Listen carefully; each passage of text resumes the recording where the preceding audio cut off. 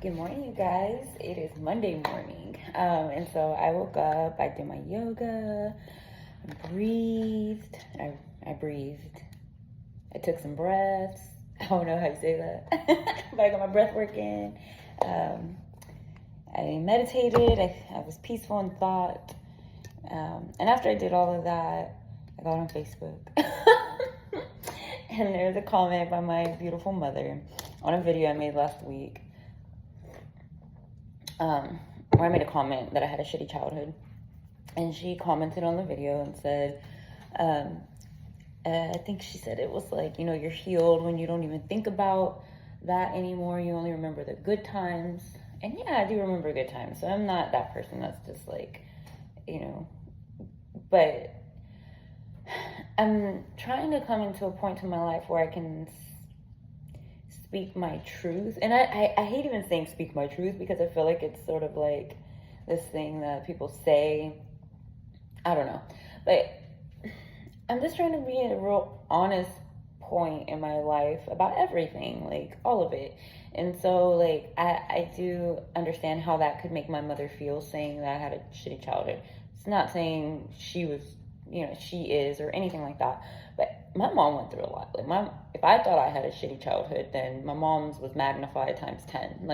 And so I always say, like, for your parents, you cannot blame them for not teaching you something or showing you something that they did never get in their life, right? So if like my mother was never loved properly, can't really blame her for not knowing how to love somebody properly. And I'm also saying that about myself because like I've had to learn how to love properly. I think, for my children, I think it was very instinctual. I never had an issue with that, but like romantic love has always been saying this out loud right now, like the first time I've ever admitted that, but romantic love has always been a huge struggle of mine because I suppose, whatever, we can give ourselves all the excuses in the world.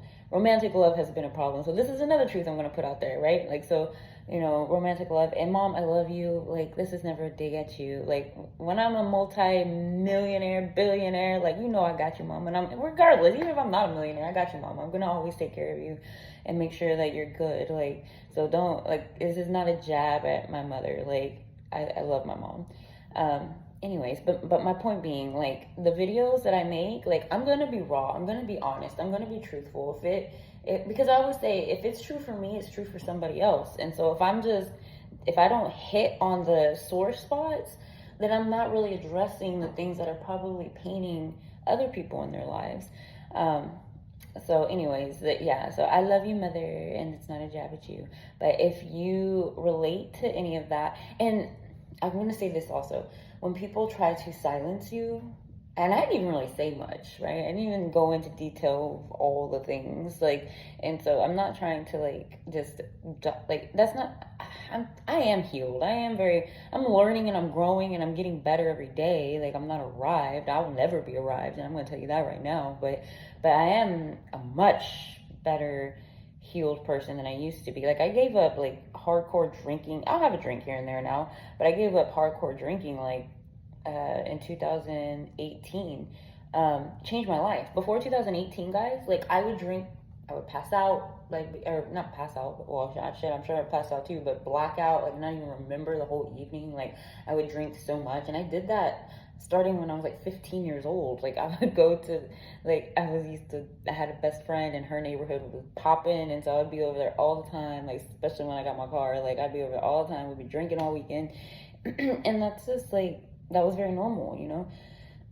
So anyways, I think a big part of why I did that, and I would get very emotional when I would drink too. I would be crying and, like, all the things, like, I think it's just a coping mechanism. It's a terrible one. Like, it doesn't help, but it just gives you brain fog and makes you sick. Like, and so I don't recommend doing that, but I was learning through my life, right? Like, and so anyways, I'm gonna be saying things that might hurt some people, that might jab at some people, but it's not for that person. It's not for whoever I'm talking about.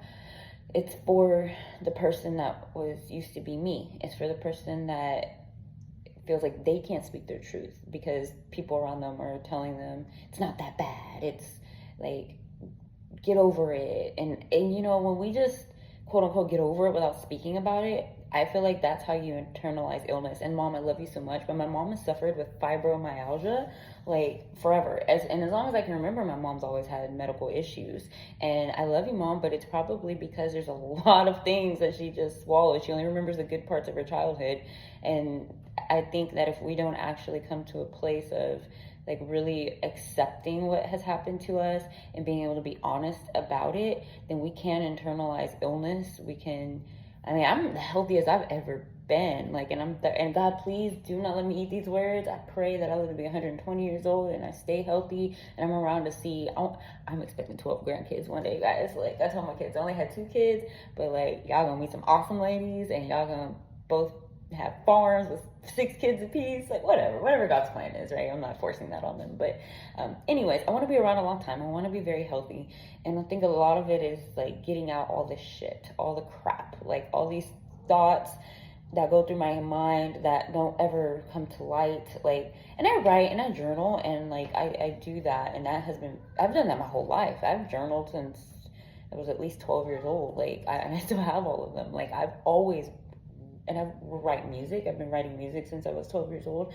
Music is a great tool for me to express myself. And so anyways, I'm just putting this video out there because if you speak your truth and somebody comes along and tries to tell you it's not that bad, or you should look at it this way, like, just speak it. You don't have to speak it because you need to worry about how other people feel. You need to get it out and say it if it's truthful. Now, if it's not truthful and it's harmful and you're lying, like, you got other issues you need to work on. But if it's truthful, and you know, and I understand, like, maybe this is why you have a therapist, and I've never